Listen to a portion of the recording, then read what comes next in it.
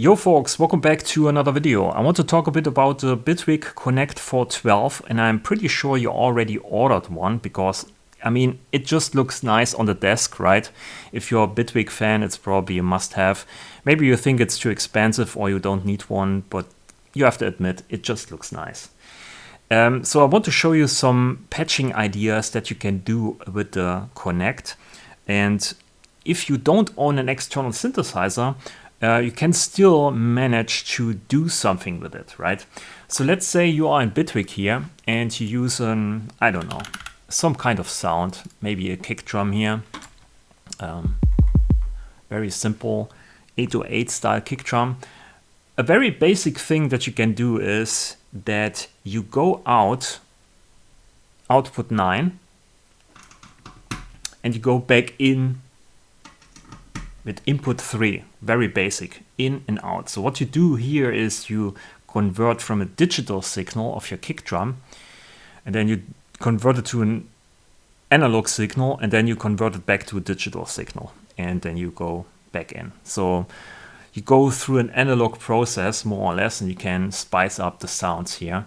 And what we need to do is we need to use here a hardware FX device, looks like this. So the output here is, of course, out 9. It says it here also on the device. So output 9 and input is input 3.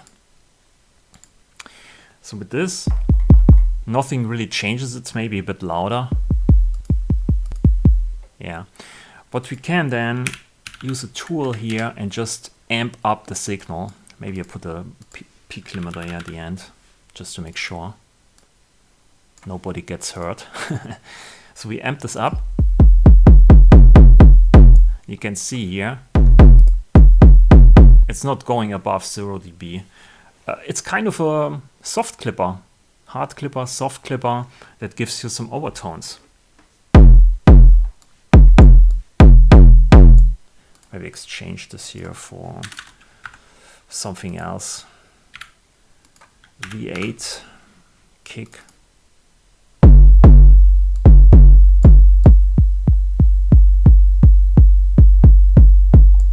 So with just one patch cable and your Bitwig Connect, you have already a new analog distortion device at your hand.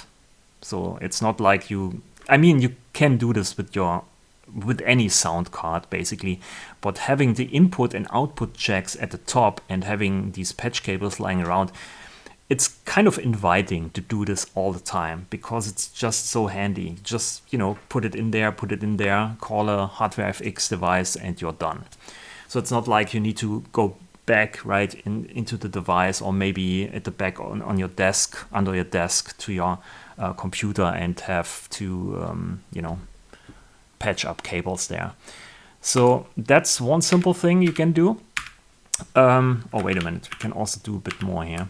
We can do, instead of going back in, we go out and then we go into a synthesizer here. So my M32 has an external input, external audio input. So we go into that, and then there's a knob here where you can switch or mix between the oscillator and the external audio. So we put this to the right side. So now instead of the oscillator, we use basically the audio signal. So we can filter the signal here just with a semi-modular synthesizer. And then we go out of the M32, which is this cable here. And then we go into input 3. So the problem here is now we can't hear anything because this one needs to get triggered. There's a gate to open up basically the amplifier every time you hit the key here on the keyboard. So what we can do is we can just switch on here the internal sequencer, or just hit start. So you can say you can see the internal sequencer is just playing and open up the gate basically.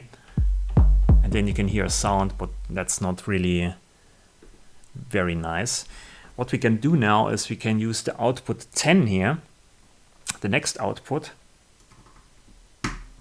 and use this signal to open up or trigger the envelope of the M32. So now we need in Bitwig Studio something to you know, bring up the signal or send the signal here to output 10. So we can use here an hardware CV out. It looks like this. And with this we can create a signal and we send it out to output 10. And here we use an ADSR. So every time we receive a note, we create a modulation, and this modulation here increases the signal, right? And you can see also the light kind of flashing. Also here, it's getting blue. So we have a gate signal and open up basically the gate of this M32, and then we can use the filter here.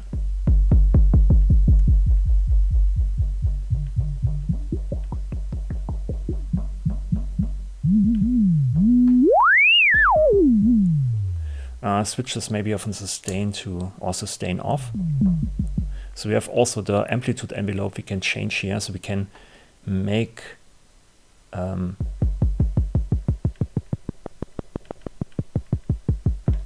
change the length of the sound with the envelope, or with the envelope of the M32.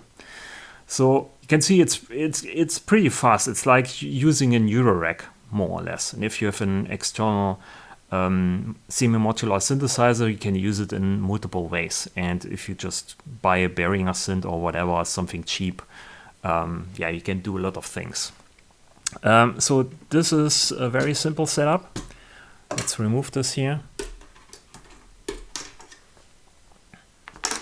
And let's go to the grid, because we can also do this inside of the grid.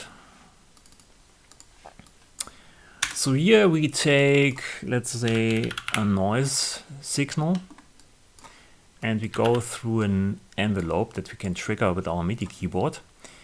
And then we can use an hardware out, or we can use a CV out. There's not much difference, I think. It's kind of the same thing. Here you can switch between AC and DC, AC DC. So we go out here with the signal, the audio signal.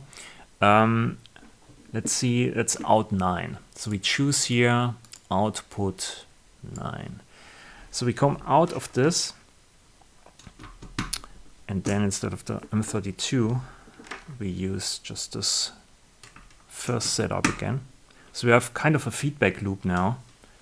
Not now, but pretty soon. So we go back in here with in 3. And then we go out here, and then we use a blend.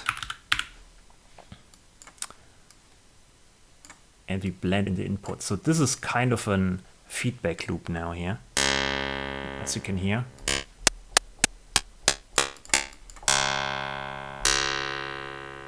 And the latency here with this is the buffer size, 32 samples. Latency is 4 milliseconds. You can choose something different. That's the lowest one here. So if you want to have higher pitches, of course, you need to go down with the latency. Here the lowest one is 4 milliseconds. That's the round trip, more or less. So yeah, but you can change this dynamically here with the delay.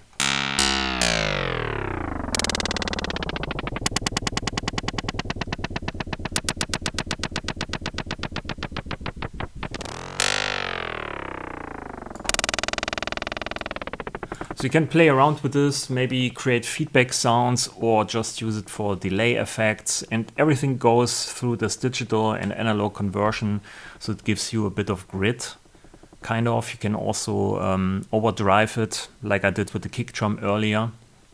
Maybe let's do this, use an amp here.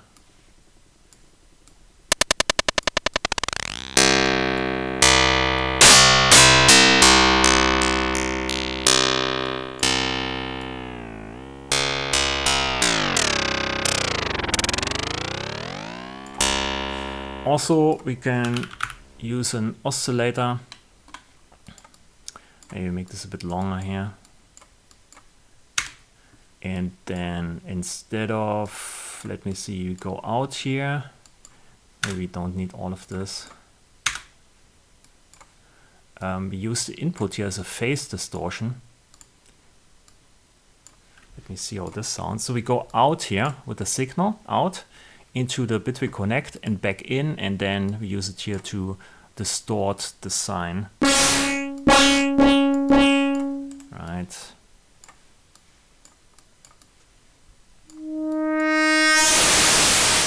Maybe it's too much.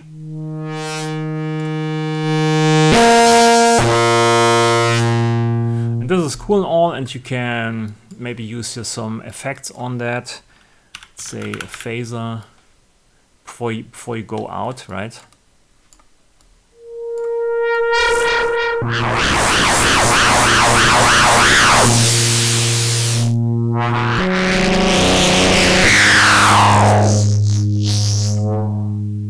But you can also, instead of going out here, you go into the FX and use maybe a supermassive, something like this, maybe too much. And then use again a hardware out, CV out maybe, not this one. Hardware FX, let's use this one. And say output is output 9.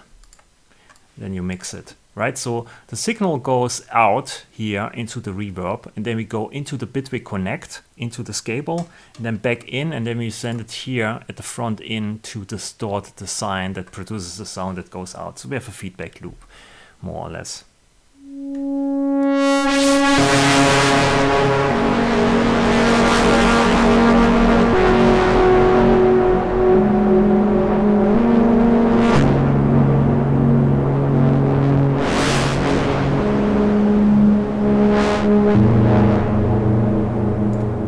So again, there's a digital analog conversion in between that. We can also do this with the initial setup, external audio here. Synthesizer goes back in. We use a trigger signal, which is out 10 to open up the gate here. And then we send out here CV out. So this one is the gate signal. The gate signal goes to output 10. So this is the second cable here, which triggers the gate there. And we open up with this one here, the filter of the M32, more or less.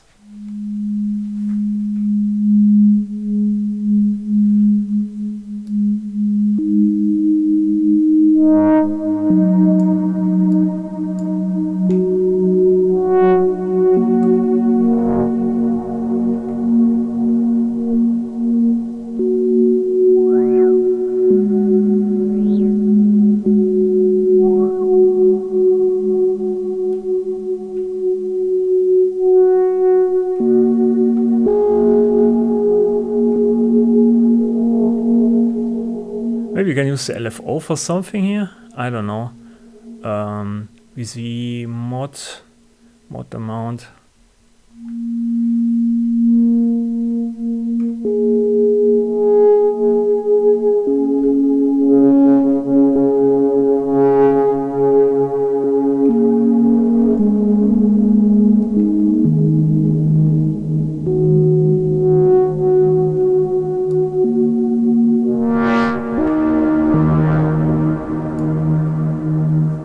So very simple setups. I admit you have to use an external synthesizer for this trick, but without the external device, you can use feedback, you can use it as a distortion device or limit your audio in a different way. And some of the external FX or pedal FX are kind of cheap, so you can buy something like this and then have some fun with some external patchings. And like I said, these external input and output checks kind of make it inviting to play around with this. It's kind of having a small little Euro rack or nano rack on your desk. So it's fun to play around with. So this is what I want to show you. Maybe I do some more videos on this topic and show you more tricks that you can do.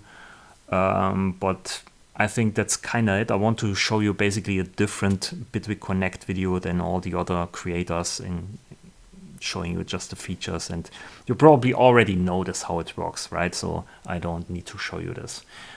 So this is the Bitwig Connect. I have a lot of fun playing around with this, and there are probably more videos coming soon. Thanks for watching, and I also have a new microphone probably in the next days. Thanks for watching, and see you next time. Bye.